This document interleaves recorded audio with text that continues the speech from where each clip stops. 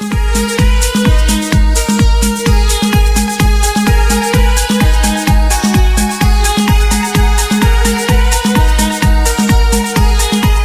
មស្វាគមន៍និងស្ដាប់ដំណរឆ្នោតខ្មែរប្រចាំថ្ងៃ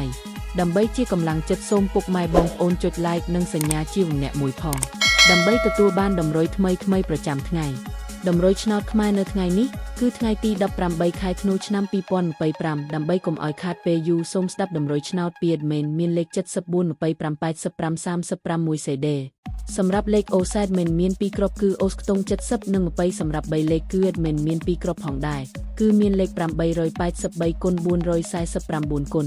បើសិនជាពុកម៉ែបងប្អូនស្រឡាញ់និងពេញចិត្តលេខទាំងនេះពុកម៉ែបងប្អូនអាចយកលេខទាំងនេះទៅផ្សងសំណាងបានពុកម៉ែបងប្អូនអាចចូល link ខាងក្រោមដើម្បីមើលលទ្ធផលឆ្នោតក្នុងក្រុម Telegram បានដោយគ្រាន់តែចុច link ក្រោម